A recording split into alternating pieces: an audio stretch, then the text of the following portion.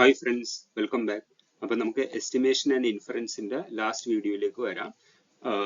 മറ്റ് രണ്ട് വീഡിയോസ്, ഇതിന് മുന്നേ ഉള്ള രണ്ട് വീഡിയോസും കണ്ടതിന് ശേഷം മാത്രമേ ഈ വീഡിയോയിലേക്ക് വരാവുള്ളൂ. അപ്പം നമുക്ക് ഇന്ന് ഇവിടെ പഠിക്കാൻ പോകുന്നത്, നമ്മൾ സെൻട്രൽ ലിമിറ്റ് തിയറം ഓൾറെഡി പഠിച്ചു കഴിഞ്ഞു. ഇനി നമ്മൾ ഇവിടെ പഠിക്കാൻ പോകുന്നത് റീസാമ്പിളിംഗ് എന്ന് പറയുന്ന ഒരു ടോപ്പിക്കും അതിന്റെ ടെക്നിക്സ് ആയിട്ടുള്ള ബൂട്ട് സ്ട്രാപ്പിംഗ്, ജാക്ക് നൈഫ്, അങ്ങനെയുള്ള കാര്യങ്ങളെ പറ്റിയിട്ടാണ്. ഓക്കെ, അപ്പൊ നമ്മൾ ഇത്രയും നേരം എന്താ പഠിച്ചത്? നമുക്കൊരു പോപ്പുലേഷൻ ഉണ്ട്. ആ പോപ്പുലേഷനിൽ നിന്ന് നമുക്കൊരു വാല്യൂ കിട്ടണം. സേ പോപ്പുലേഷന്റെ ആവറേജ് അല്ലെങ്കിൽ മീൻ കിട്ടണം. ആവറേജ് ഹൈറ്റ് ഓഫ് അല്ലെങ്കിൽ mean height of all the men in the world എന്നുള്ള എക്സാമ്പിൾ ആണ് നമ്മൾ എടുത്തത് അല്ലേ.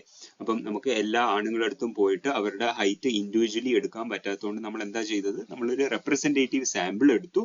എന്നിട്ട് അത് പോപ്പുലേഷന്റെ പാരാമീറ്ററുമായിട്ട് ഒരു എന്താ പറയുക, ഒരു എസ്റ്റിമേറ്റ് തരുമെന്ന് നമ്മൾ കണ്ടുപിടിച്ചു. സോ ഈ പറയുന്ന പോപ്പുലേഷന്റെ മീനുമായിട്ട് എത്രത്തോളം ഡിഫറൻസ് ഉണ്ടെന്ന് അറിയാൻ വേണ്ടിയിട്ട് നമ്മളൊരു സാമ്പിളിംഗ് ഡിസ്ട്രിബ്യൂഷൻ ഉണ്ടാക്കി. ഈ സാമ്പിൾ മീനിന്റെ ഒരു സാമ്പിളിംഗ് ഡിസ്ട്രിബ്യൂഷൻ ഉണ്ടാക്കി. എന്നിട്ട് അതിന്റെ മീനും സെൻട്രൽ ലിമിറ്റ് തിയറം ഉപയോഗിച്ച് നമുക്ക് മനസ്സിലായി ആ സാമ്പിളിംഗ് ഡിസ്ട്രിബ്യൂഷന്റെ മീനും പോപ്പുലേഷന്റെ മീനും ഈക്വൽ ആണെന്നും, പിന്നെ ഈ പറയുന്ന സാമ്പിളിംഗ് ഡിസ്ട്രിബ്യൂഷന്റെ സ്റ്റാൻഡേർഡ് ഡീവിയേഷനെ നമ്മൾ വിളിക്കുന്ന പേരാണ് സ്റ്റാൻഡേർഡ് എറർ എന്ന് പറയുന്നത്. അപ്പൊ സ്റ്റാൻഡേർഡ് എററും ഈ മീനും വെച്ചിട്ട് നമ്മളൊരു കോൺഫിഡൻസ് ഇന്റർവെൽ ഉണ്ടാക്കി, such that the population mean will be within so and so standard error of the sampling distribution with so and so probability എന്നുള്ള കാര്യങ്ങൾ നമ്മൾ പഠിച്ചു. അപ്പൊ നമ്മൾ പോപ്പുലേഷനിൽ നിന്നും ഫുൾ വാല്യൂസ് കിട്ടാത്തതുകൊണ്ടാണ് നമ്മൾ സാമ്പിൾ കണ്ടുപിടിച്ചത്. അപ്പം സാമ്പിളിംഗ് ഡിസ്ട്രിബ്യൂഷൻ ഉണ്ടാക്കിയാൽ മാത്രമേ നമുക്ക് ഈ പറയുന്ന കണക്ക് ഒരു കോൺഫിഡൻസ് ഇന്റർവെൽ ഉണ്ടാക്കാൻ പറ്റുള്ളൂ എന്ന് നമ്മൾ പഠിച്ചു. അപ്പൊ നിങ്ങൾ തന്നെ ഒന്ന് ആലോചിച്ച് നോക്കിക്കേ, നമ്മള് പോപ്പുലേഷന് മൊത്തം എടുക്കാൻ പറ്റാത്തതുകൊണ്ടാണ് നമ്മൾ ഒരു സാമ്പിൾ എടുത്തത്. ഇനി സാമ്പിളിംഗ് ഡിസ്ട്രിബ്യൂഷൻ ഉണ്ടാക്കാൻ വേണ്ടി അവർ പറയുവാണ് ഓരോ തവണയും പല പല സാമ്പിൾ എടുക്കാൻ. നമ്മൾ ഫസ്റ്റ് സാമ്പിളിൽ 100 ആണുങ്ങളുടെ ഹൈറ്റ് എടുത്തു എന്ന് വെച്ചേക്കുക, അവരുടെ മീനും കണ്ടുപിടിച്ചു. പിന്നെയും അവർ പറയുന്നത് സാമ്പിളിംഗ് ഡിസ്ട്രിബ്യൂഷൻ ഉണ്ടാക്കാൻ വേണ്ടിയിട്ട് അടുത്ത 100 പേരുടെ റാൻഡം ആയിട്ട് സെലക്ട് ചെയ്യുന്ന 100 പേരുടെ ഹൈറ്റ് പിന്നെയും മീൻ ഹൈറ്റ് പിന്നെയും കണ്ടുപിടിക്കാൻ. അതേപോലെ പല തവണ കണ്ടുപിടിച്ചാൽ മാത്രമേ നമുക്ക് സാമ്പിളിംഗ് ഡിസ്ട്രിബ്യൂഷൻ ഉണ്ടാക്കാൻ പറ്റത്തുള്ളൂ. അപ്പൊ നിങ്ങൾ തന്നെ ആലോചിച്ച് നോക്കി, ഓൾറെഡി നമ്മൾ ഒരു സാമ്പിൾ കണ്ടുപിടിക്കാൻ വേണ്ടി കുറെ ടൈമും മണിയും സേവ് ചെയ്തു. സാമ്പിളിംഗിന്റെ ഉപയോഗം എന്താണ്? നമ്മുടെ ഫസ്റ്റ് ക്ലാസ്സിൽ പഠിച്ചിരുന്നു, why we are making samples to save time and money. അപ്പം പല സാമ്പിൾ ഉണ്ടാക്കാൻ വേണ്ടിയിട്ട് പിന്നെയും നമ്മൾ സമയവും പൈസയും ചെലവാക്കുകയാണ്. സോ അത് അവോയ്ഡ് ചെയ്യാൻ വേണ്ടിയിട്ട് നമ്മൾ എന്താ ചെയ്യുന്നതെന്ന് വെച്ചാൽ, ആദ്യമേ നമ്മളൊരു സാമ്പിൾ അങ്ങ് ഉണ്ടാക്കും. ഓക്കെ, 100 പേരുടെ ഒരു ആണുങ്ങളുടെ 100 എന്ന് വെച്ചാൽ ഫോർ എക്സാമ്പിൾ 100 1000 എത്രയാന്ന് വെച്ചാൽ നമ്മൾ ആദ്യമേ ഒരു സാമ്പിൾ കണ്ടുപിടിക്കും. എന്നിട്ട് സാമ്പിളിംഗ് ഡിസ്ട്രിബ്യൂഷൻ ഉണ്ടാക്കാൻ വേണ്ടി നമ്മൾ പിന്നെയും അടുത്ത സാമ്പിൾ പോയി കണ്ടുപിടിക്കത്തില്ല നമ്മുടെ പോപ്പുലേഷനിൽ നിന്നും. Instead what we do is that നമ്മൾ ഒരു സാമ്പിൾ കണ്ടുപിടിക്കും. എന്നിട്ട് ആ സാമ്പിളിനകത്തുനിന്ന് നമ്മൾ പിന്നെയും വേറെ ആ സാമ്പിളിനകത്തുനിന്ന് നമ്മൾ സാമ്പിൾസ് ഉണ്ടാക്കും. ഈ പ്രോസസ്സിനെ നമ്മൾ വിളിക്കുന്ന പേരാണ് റീസാമ്പിളിംഗ് എന്ന് പറയുന്നതും. ഈ റീസാമ്പിളിംഗ് നമുക്ക് രണ്ട് രീതിയിൽ ചെയ്യാമെന്നും നമുക്ക് ഈ വീഡിയോയിൽ കാണാം. Let us go back to our example of finding the average height of all men in the world. What did we do there? Because the population is so huge, we took one sample and calculated the sample mean. To understand how much the sample mean varies from the actual mean, that is actual true population parameter, the central limit theorem tells us to think about a sampling distribution. The distribution of sample means from many different samples. പല samples കണ്ടുപിടിക്കാനാണ് അവർ പറയുന്നത്. But here is the practical problem. To make a sampling distribution, we would ideally take many different samples from the population. Think about it. Just one sample of 100 men already cost us time and money. Now to get a second sample of 100 men, do you think we will go out and spend more money again? Of course not. If we repeat this for 1000 samples, it becomes a huge cost and effort. So what is the practical solution? We do this. First, we collect one sample. 100 1000 എത്രയാന്ന് വെച്ചാൽ we collect one sample. That is our only data. Then, instead of going back to the population, we assume that this sample represents the whole population. We take samples from this sample itself. This process of drawing samples from an existing sample is called resampling. Okay, we are not concerned with the original population anymore. We are only working with the one sample of 100 men or whatever, one sample we already have. When we create a sampling distribution through resampling, It is called empirical sampling distribution. Empirical എന്ന് പറഞ്ഞാൽ എന്താണ്? Based on actual observed data, not theoretical formulas. അതാണ് empirical sampling distribution എന്ന് പറയുന്നത്. നമ്മൾ actually ഓരോ തവണയും പോയി സാമ്പിൾ എടുത്ത് കണ്ടുപിടിക്കുകയാണെങ്കിൽ അതിനെ നമ്മൾ വിളിക്കുന്ന പേര് സാമ്പിളിംഗ് ഡിസ്ട്രിബ്യൂഷൻ എന്നായിരുന്നു. ഇവിടെ നമ്മൾ ഒരു സാമ്പിൾ എടുത്ത് അതിൽ നിന്നും പല റീസാമ്പിൾസ് ഉണ്ടാക്കി നമ്മളൊരു സാമ്പിളിംഗ് ഡിസ്ട്രിബ്യൂഷൻ ഉണ്ടാക്കുമ്പോൾ അതിനെ നമ്മൾ വിളിക്കുന്ന പേരാണ് empirical sampling distribution. പ്രത്യേകം ശ്രദ്ധിക്കുക, resampling is done by computers, not by any formulas or anything. ഈ പറയുന്ന റീസാമ്പിളിംഗ്, ഒരു സാമ്പിളിനകത്ത് നിന്ന് പല പല സാമ്പിൾ ഉണ്ടാക്കാൻ വേണ്ടിയിട്ട് നമുക്ക് രണ്ട് മെത്തേഡ് ഉണ്ട്. ഒന്ന് ബൂട്ട് സ്ട്രാപ്പും പിന്നൊന്ന് ജാക്ക് നൈഫും. Bootstrap resampling and jackknife resampling. Bootstrap റീസാമ്പിളിംഗിന് വേറെ രണ്ട് പേരെന്ന് പറയുന്ന model free resampling and non parametric resampling. Non parametric എന്ന് വെച്ചാൽ we does not care about what the underlying population, how the underlying population is distributed. Underlying population ഏത് രീതിയിൽ, ഇവിടത്തെ കേസ് ആണെങ്കിൽ ആ പറയുന്ന സാമ്പിൾ, നമ്മൾ ഒരു സാമ്പിൾ ആണല്ലോ റെപ്രസെന്റേഷൻ ഓഫ് ദ പോപ്പുലേഷൻ ആയിട്ട് സെലക്ട് ചെയ്ത്, അത് ഡിസ്ട്രിബ്യൂട്ടഡ് ആണോ അല്ലയോ എന്നൊന്നും നമ്മൾ കൺസേൺഡ് അല്ല. എന്നാൽ പോലും നമുക്ക് ബൂട്ട് സ്ട്രാപ്പ് ഉപയോഗിക്കാൻ പറ്റും. അതുകൊണ്ടാണ് അതിനെ non parametric, because we don't care about the distribution, and model free resampling എന്ന് നമ്മൾ വിളിക്കുന്നത്. ആദ്യം നമുക്ക് ബൂട്ട് സ്ട്രാപ്പ് റീസാമ്പിളിങ്ങിനെ പറ്റി പറയാം. നമുക്ക് നമ്മുടെ കയ്യിൽ ഒരു 100 സാമ്പിൾ ഉണ്ടെന്ന് വെച്ചു. നമ്മുടെ ഒരു തവണ നമ്മൾ സാമ്പിൾ കണ്ടുപിടിച്ചില്ല, അതിനകത്ത് 100 ആൾക്കാരുടെ ഹൈറ്റ് ഉണ്ടെന്ന് വെച്ചോളൂ. When in bootstrap we draw a resample of the same size as the original sample.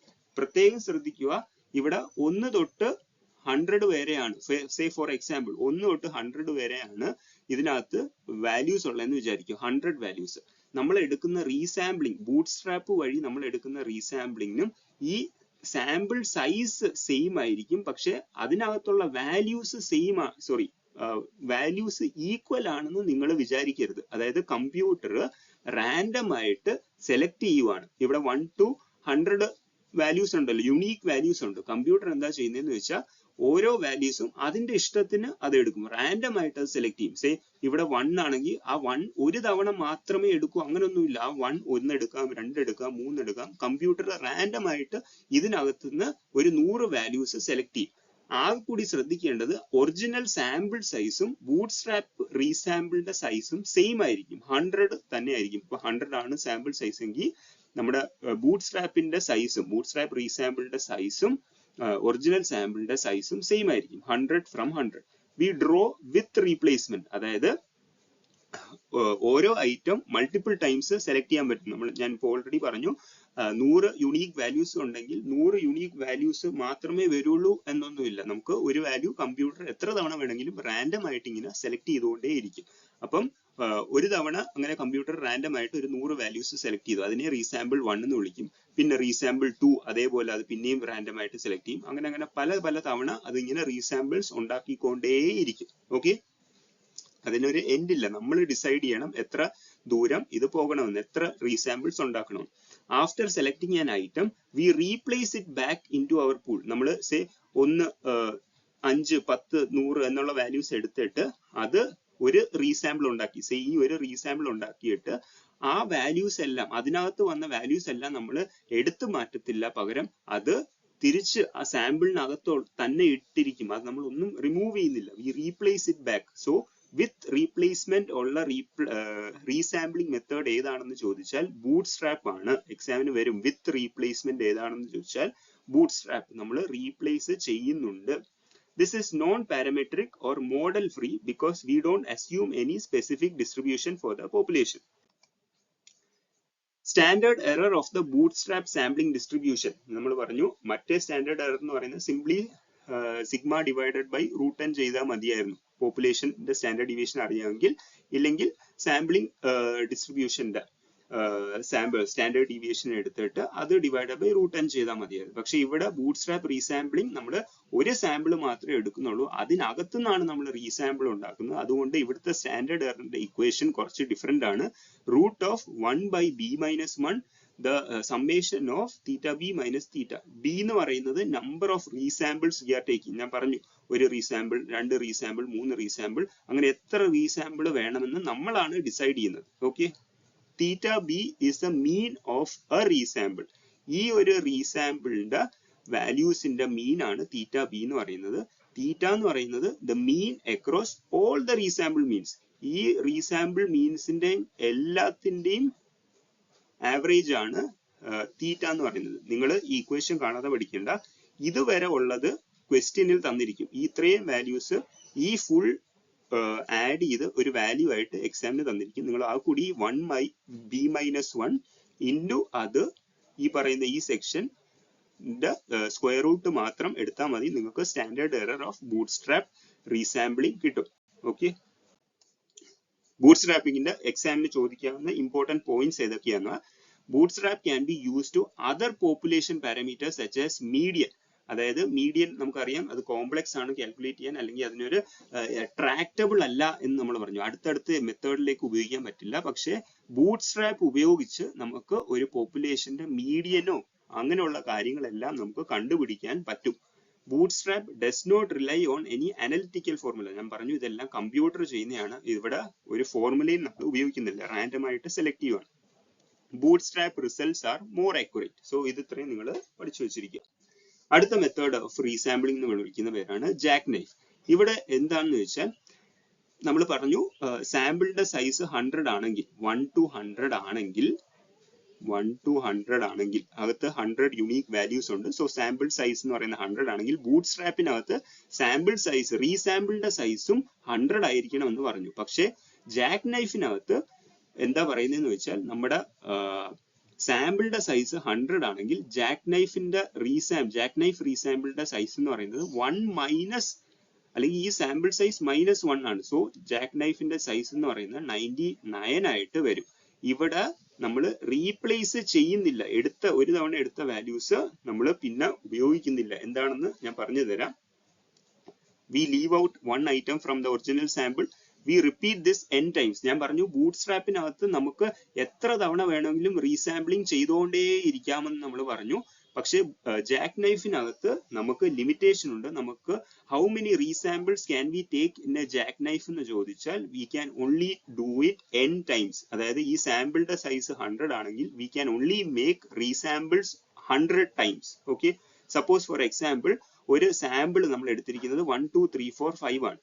First Jack knife റീസാമ്പിൾ എന്ന് പറയുമ്പോൾ നമ്മൾ 1 അങ്ങോട്ട് റിമൂവ് ചെയ്യും. എന്നിട്ട് ബാക്കിയുള്ള 4 ഐറ്റംസ് എടുക്കും. സേ 5 - 1 4 ആയേ. സോ 1 റിമൂവ് ചെയ്തിട്ട് 2 3 4 5 എടുക്കും.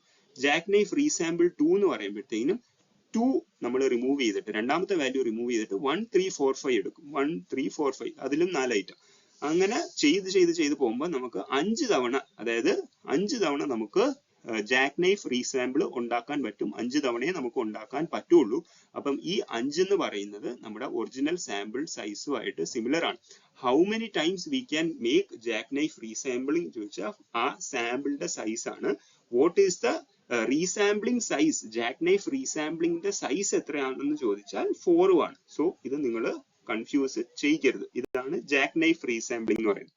ഇവിടുത്തെ ഇമ്പോർട്ടന്റ് പോയിന്റ്സ് എക്സാമിന് വരുന്നത് എന്താണെന്ന് വെച്ചാൽ it reduces the bias of an estimator. എന്ന് വെച്ചാൽ നമ്മൾ ഓരോ തവണയും ഒരു വാല്യൂ റിമൂവ് ചെയ്തിട്ട് ബാക്കിയുള്ള വാല്യൂസ് ആണല്ലോ കൺസിഡർ ചെയ്യുന്നത്. സോ ഏത് വാല്യൂവിലാണ് ഏറ്റവും കൂടുതൽ ബയസ് ഉള്ളത്, അല്ലെ ഏത് വാല്യൂ ആണ് ഏറ്റവും കൂടുതൽ സ്ക്യൂ ചെയ്യുന്നതെന്നുള്ളത് നമുക്ക് ജാക്ക് നൈഫ് വഴി കണ്ടുപിടിച്ചിട്ട് അതിനുള്ള റെമഡിയൽ മെഷേഴ്സ് നമുക്ക് ചെയ്യാൻ പറ്റും. For a sample of size n, jackknife requires n repetitions. Sample size n ആണെങ്കിൽ we can only make repetitions. n repetitions ഉണ്ടാക്കാൻ പറ്റത്തുള്ളൂ. jackknife resampled size n-1 ആണ്. In general, if the sample size is n, then jackknife usually requires n repetitions. നമ്മൾ പറഞ്ഞു. Whereas with bootstrap, we are determining how many repetitions. ഞാൻ പറഞ്ഞു നമുക്ക് determine ചെയ്യാം ബൂട്ട്സ്ട്രാപ്പിനകത്ത് എത്ര റീസാമ്പിൾ ഉണ്ടാക്കണമെന്ന്. പക്ഷേ ജാക്ക് നൈഫിൽ അത് ഫിക്സ്ഡ് ആണ്. n നമ്പർ ഓഫ് റീസാമ്പിൾസേ നമുക്ക് ഉണ്ടാക്കാൻ പറ്റത്തുള്ളൂ. Because the number of repetitions is fixed in jackknife, it produces the same results every time. ഞാൻ പറഞ്ഞു 100 values ഉണ്ടെങ്കിൽ അത് 100 valuesൽ 100 യുണീക് വാല്യൂസിൽ ഒരു വാല്യൂ മാത്രം റിമൂവ് ചെയ്തിട്ട് ബാക്കി എല്ലാ വാല്യൂസും ഉപയോഗിക്കും. അവിടെ റാൻഡം സെലക്ഷൻ ഒന്നുമില്ല.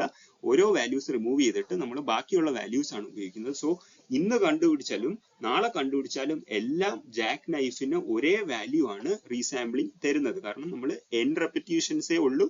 ഓരോ റീസാമ്പിളിനകത്തും നമ്മൾ ഫിക്സ്ഡ് ആയിട്ടുള്ള ഓരോ വാല്യൂ ആണ് റിമൂവ് ചെയ്യുന്നത്. പക്ഷേ ബൂട്ട്സ്ട്രാപ്പിന്റെ കേസിലോ കമ്പ്യൂട്ടർ റാൻഡം ആയിട്ടാണ് ഈ 100 വാല്യൂസ്, ഈ സാമ്പിൾ സൈസിനകത്തുള്ള 100 വാല്യൂസ് റാൻഡം ആയിട്ട് സെലക്ട് ചെയ്തിട്ടാണ് അത് 100 ഒരു റീസാമ്പിൾ ഉണ്ടാക്കുന്നത്, റീസാമ്പിൾ ഓഫ് ദ സൈസ് 100 ഉണ്ടാക്കുന്നത്. In bootstrap resamples are randomly drawn, so results vary every time. Random ആയിട്ട് സെലക്ട് ചെയ്യുന്നത് കൊണ്ട് തന്നെ ബൂട്ട്സ്ട്രാപ്പിന്റെ വാല്യൂസ് ഓരോ തവണയും മാറും, പക്ഷേ ജാക്ക് നൈഫിൻ്റെത് ഫിക്സ്ഡ് ആയിരിക്കും. അങ്ങനെ നമ്മുടെ എസ്റ്റിമേഷൻ ആൻഡ് ഇൻഫറൻസ് എന്ന് പറയുന്ന ചാപ്റ്റർ ഓവറായി. ഇനി അടുത്ത നമുക്ക് ഹൈപ്പോത്തിസിസ് ടെസ്റ്റിംഗിലേക്ക് പോവാം. Thank you.